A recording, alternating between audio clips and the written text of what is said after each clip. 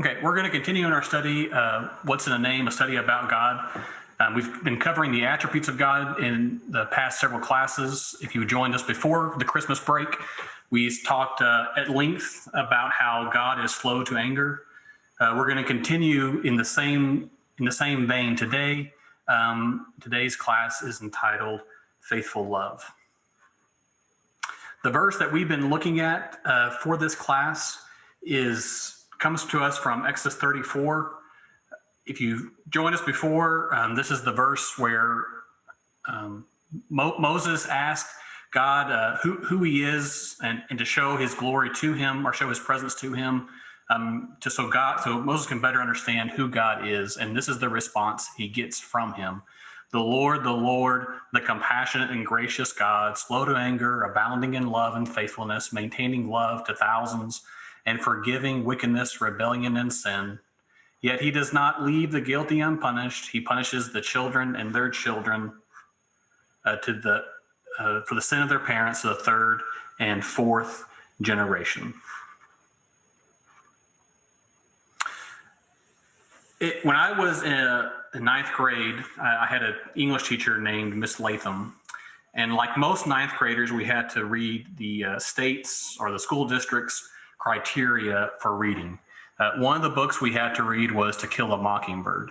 And I remember Miss Latham made us do these assignments where we tried to take meanings from the book and apply them to our reality or to our current situations. Assignment that in ninth grade I did not care for, nor did I see the purpose of doing such a thing. And I remember asking her, I said, Miss Latham, do you really think that the author intended his book to be used this way? Which is a smart aleck comment to make for a ninth grader, and I'm sure Miss Latham wanted to slap me at that moment. But her comment was, well, I'm not sure, but we're doing it anyway. Well, in this class, we've been showing how in the Bible, writers of different books and different parts of the Bible continually refer back to older parts of the text, and they pull meaning from those texts and apply them to their current story.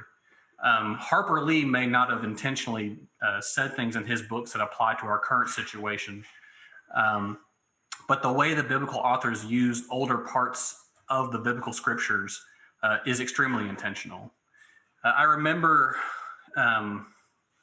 when I was probably in college or just out of college, reading the New Testament and thinking, why don't the authors make it more clear who Jesus is? Why does it have to be so hidden that he's the Son of God? Why isn't that more clear? And there are references that are very clear to me, but if you understand better what those writers are pulling from the Old Testament into the New Testament to claim who Jesus is, it becomes all that more clear. So in this class, we've been doing a lot of that, and we're going to continue doing that today.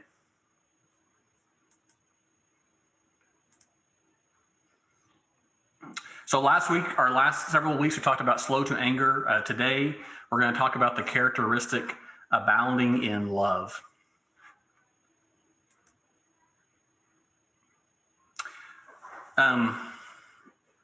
The phrase abounding in love has been translated into English several different ways. The Wycliffe Bible, which was directed by John Wycliffe in the late 1300s, it translated the word we're talking about today as much mercy.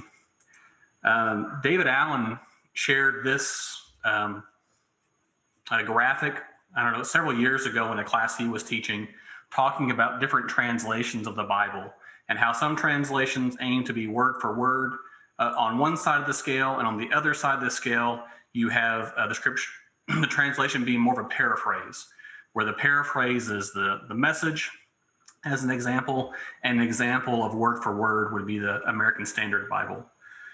So these next several translations are going to show to you attempt to be word for word. However, in each one of these word for word translations, you'll see a different meaning pulled out, or a different phrase pulled out for the word we're talking about today. So in the King James Version, which dates back to the 1600s, you have the phrase abundant in goodness for the word we're talking about today.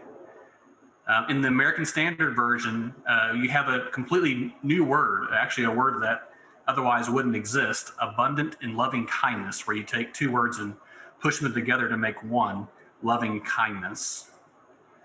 In the English Standard Version, this word is translated abounding in steadfast love.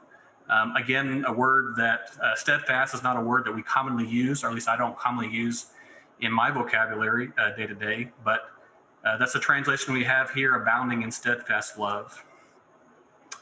In the New International Version, same wordplay, abounding in love.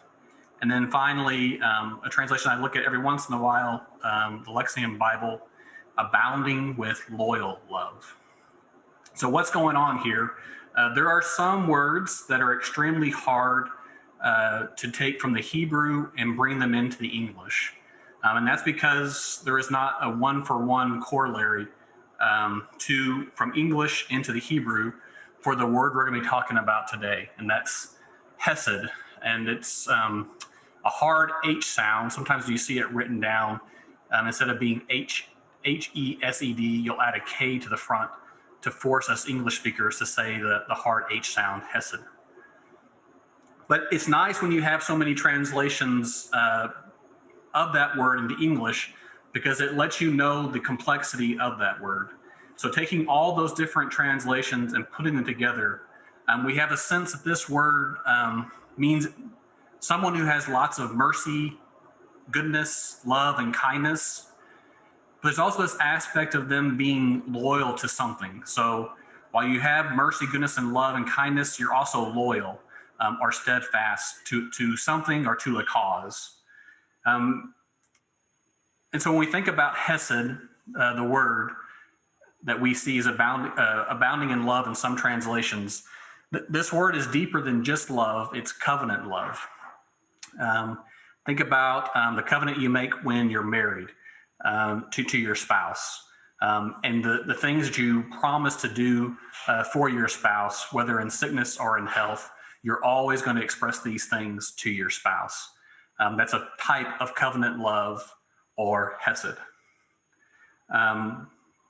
The example I thought of was the example of my grandparents, Buck and Patsy Harvey, which none of you hopefully know them. I had used them as an example before in a class, only to find out that someone in the class knew them, and maybe wasn't the most grateful thing to say about my grandparents. But in this case, it's a very honest and grateful thing for my grandparents.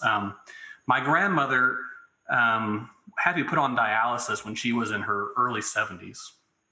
And there was opportunities for her to go to a third-party location or to a clinic in order to do her dialysis. But my grandfather refused to do that. He wanted to always do her dialysis in their home and have him administer it. So for the better part of a decade, 3 to 5 days a week, he would sit with her for the 4 to 6 hours it took to do dialysis in their home, administer it all, take all the notes for it, make sure she was sound during that whole process. Though he himself was aging and most likely tired, still did that for her. And why did he do that? Well, obviously, he cared for my grandmother. At that time, she didn't have probably a whole lot to give back to him, but he was doing it because of this commitment that he made to her in their wedding vows, that he was doing it more than just because he liked her, or more than that she could give something back to him. He was doing it for her because he was committed to something bigger than themselves. So to explain the hesed in the Bible, we're going to look at three different stories in the Old Testament. The first is an instruction. The second is a story about King David. And then we'll wrap up with a story about Ruth. These examples are all examples of how people in the Old Testament expressed hesed. I find it maybe more easy to relate to how individuals express hesed than looking at how God expresses hesed. And then we'll wrap up with how God takes those practices and amplifies them in the way that he relates to his people. So the first comes from Micah 6:8. And Micah 6:8, this is in Micah, it's explained how God hates idolatry, injustice, rebellion, and empty signs of ritualism. Those things are things that God does not like. And so the question comes up, what is it that God does delight in?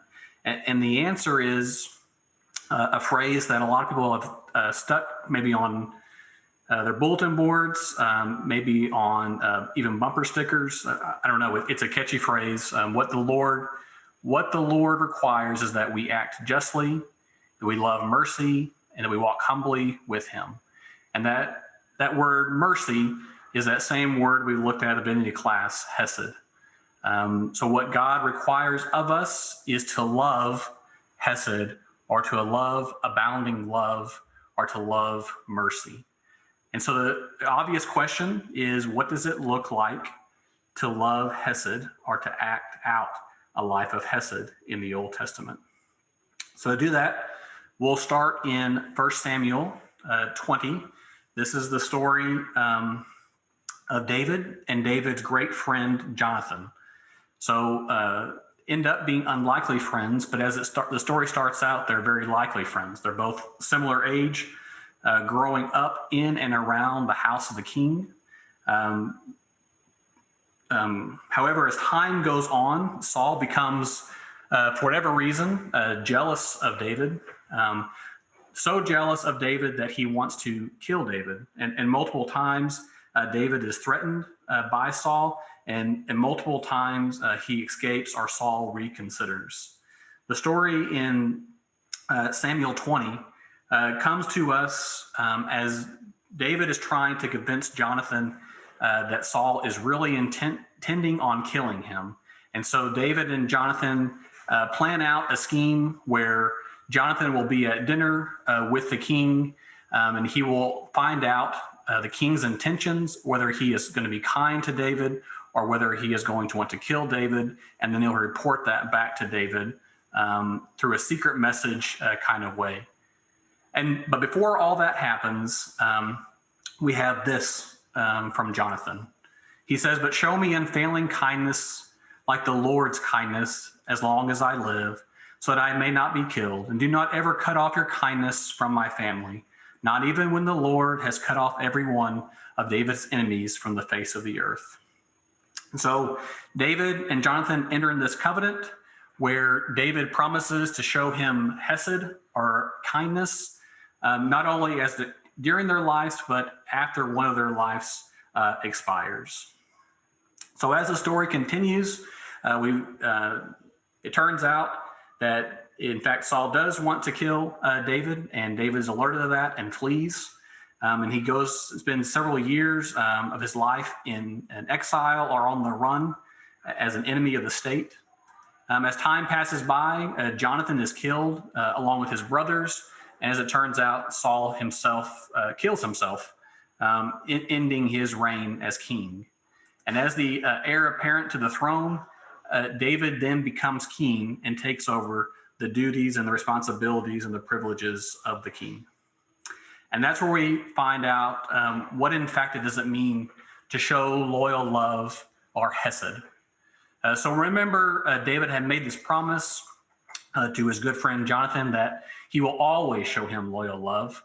And so as David becomes king and he becomes comfortable in his setting, he asks one of his servants to find out, is there anybody left in the family of Jonathan that I can show my loyal love to? And it turns out that yes, there is somebody. There is the son who is turns out is disabled, but David sends out for the son and brings Jonathan's son into his family, adopting him as his own.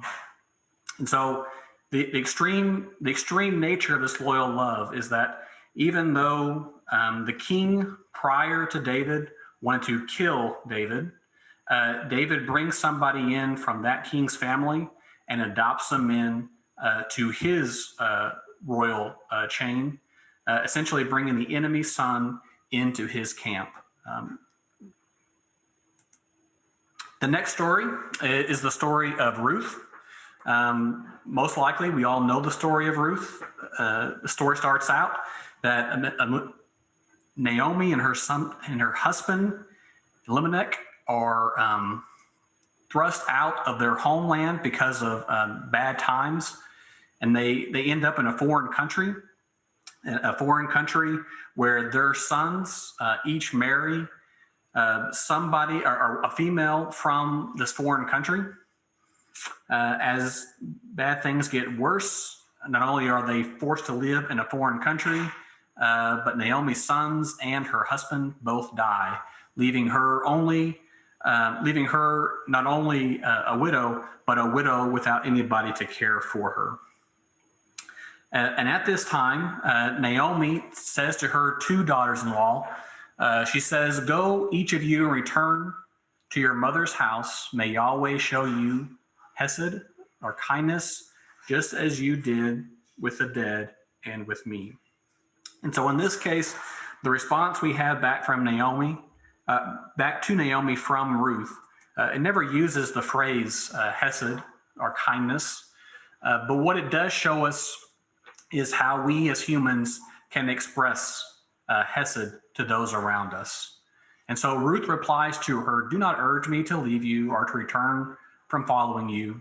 From where you go, I will go, and where you lodge, I will lodge. Your people will be my people, and your God will be my God. Where you die, I will die, and there I will be buried. So may Yahweh do to me, and even more, unless death separates you and me."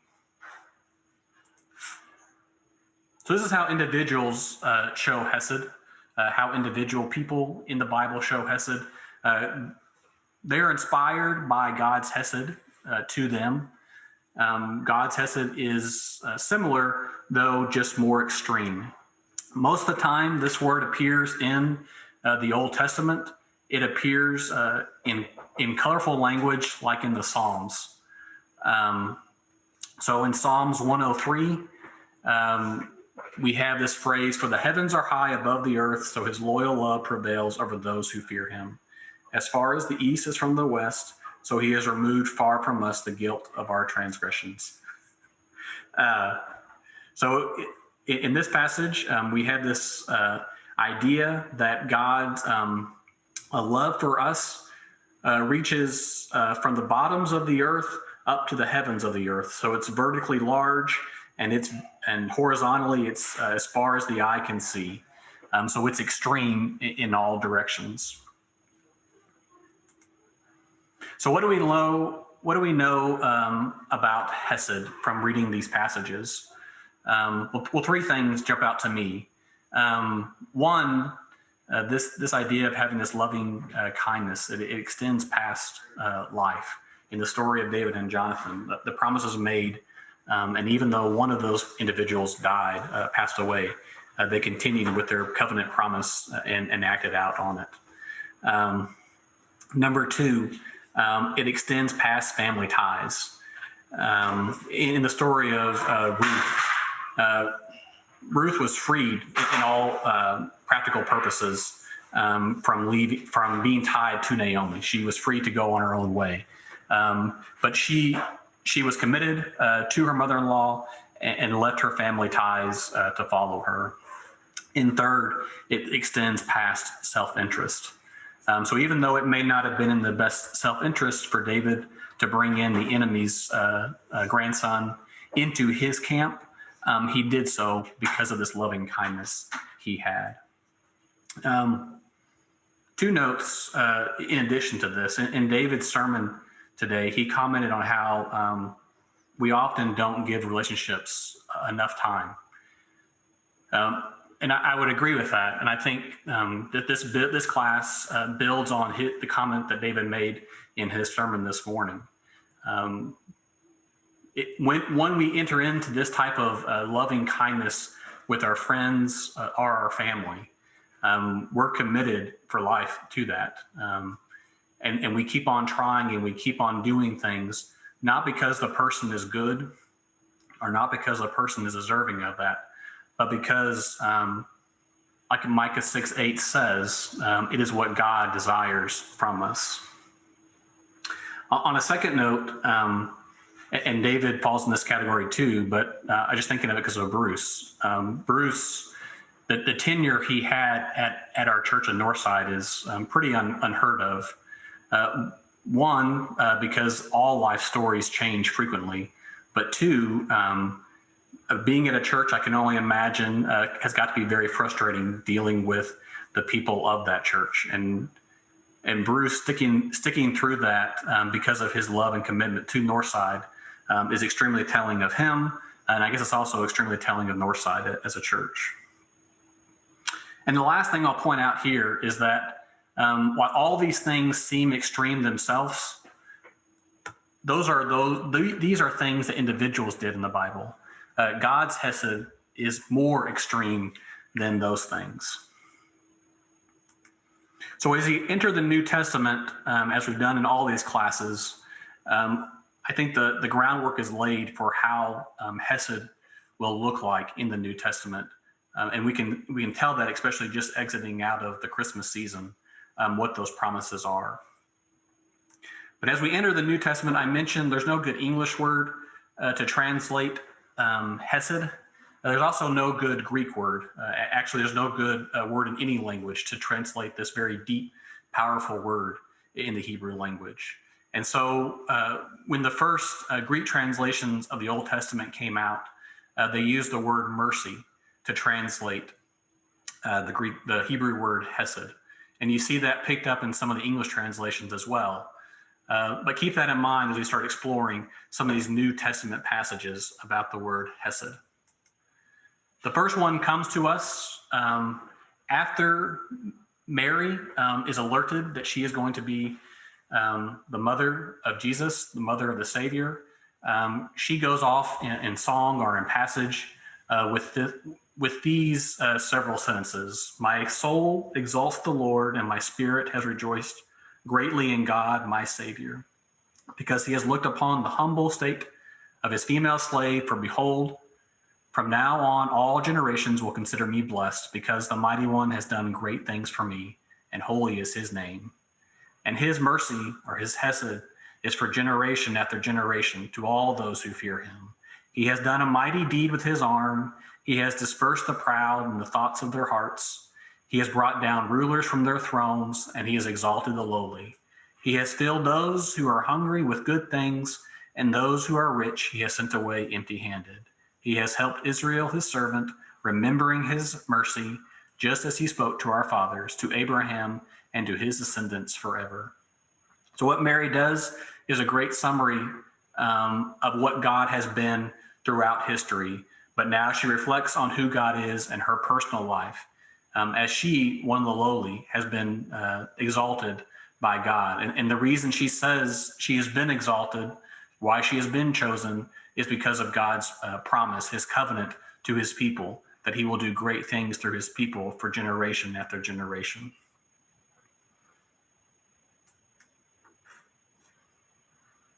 Obviously, Jesus is Hesed realized. We talked about in the previous classes how God is slow to anger. God always had a plan to bring Israel, to bring the nations, to bring the world back to him. It was a plan that I'm sure if you were living through it in the times of the Old Testament, seemed to take forever to happen, but the plan was always in the works. The plan that God, because of his covenant relationship to his people, would always use his people to bring all the people back to God. And so Jesus is God's Hesed, God's covenant love realized to us. As a final note in this class, Ken Young, who actually happens to be from my hometown, wrote this song, Faithful Love. This is not in itself a direct quote from Scripture, but be thinking about the word that we have been talking about in this class, Hesed. This is extremely powerful, thinking how Jesus himself is the embodiment of God's Hesed in our lives. And I'm just going to quote, I'm not going to sing, but I will quote the verses to you. Faithful love flowing down from the thorn-covered crown makes me whole, saves my soul, washes whiter than snow. Faithful love calms each fear, reaches down, dries each tear, holds my hand when I can't stand on my own. Faithful love from above came to earth to show the Father's love, and I will never be the same, for I've seen faithful love face to face, and Jesus is his name. Faithful love is a friend when hope seems to end. Welcome face, sweet embrace, tender touch, filled with grace. Faithful love, endless power, living flame, spirit's fire, burning bright in the night, guiding my way. Faithful love from above came to earth to show the Father's love, and I'll never be the same, for I've seen faithful love face to face, and Jesus is his name. For I've seen faithful love face to face, and Jesus is his name. So what's this mean for us? Where, as individuals, do we show Hesed in our everyday lives from today moving forward, using the inspiration that we saw from the Old Testament writers, the Old Testament stories, up to the passages in the New Testament? Several things. Number one, in our marriages. To me, that's the most real situation where you've entered into some type of covenant bond with somebody, and that the way that you are treating one another is bigger than the actions that you receive back from that person. So you treat each other a certain way, not because of who you are, but because of what you promise to each other. Number two is to our church. I did not sign a contract to always attend Northside for all my life. However, I think we do have this bond to the church that we're in to work together, to work for better because of who we are, and not to have our feelings hurt or be offended because one thing goes wrong. That our partnership together is bigger, again, than how one person acts or how one person doesn't act. Number two, your employer. In most situations, if you are employed, you do sign some type of contract with your employer. Again, not to say that people shouldn't or couldn't look around to find something better, but I do think it's important that we as Christians be something different than the status quo or the average, that we exemplify who we are by how we act. And one way we can do that is to be committed to our employer. Number three is to our family, or number four is to our family. Similar to marriage and similar to church probably. Again, we didn't sign a contract in this situation, but there is something deeper with our family, especially coming out of the holidays, exiting out of the holidays. It's not uncommon for people to be frustrated with their both indirect and direct family, and to remember this commitment that we have to one another to always act for the good of our family. Number three is our friend, or number five is our friends. Again, similar to family. Think about, at least me, there has been situations where friends have wronged me, and I have maybe put them on silent in my life because of the way they treated me. And to think bigger, again, than just an action, but think about what we've been commanded to do by God to express Hesed to those around us. And last but not least, our community as a whole. Again, we did not, in this situation, sign a contract to be part of the community that we're in, so we're not technically underneath a covenant with our community. However, David asked in his class today, what are we supposed to do when the world around us goes awry? I mean, I think this is what we're supposed to do. We're supposed to be embodiment of who Jesus is to the people around us. And while that may not have a direct impact on how things end up in Washington, D.C., or how things end up in our city council, or how things end up in your neighborhood specifically, I think it's the big thing that we can do to show Hesed in our marriage, church, employer, family, and friends, and just look and see how that impacts our community. Okay, we're going to end this review of this passage next week, looking at the last attribute that God describes himself as, that's faithful. And then following that class, I think there's 2 more classes in this series. And for those two classes, I think it's either 2 or 3. For those next several classes, we're going to be looking at the identity, or how God's identity is expressed in different ways in the Old Testament, and how that builds out the character of who Jesus will be in the New Testament. Thank y'all, and we'll see you next week.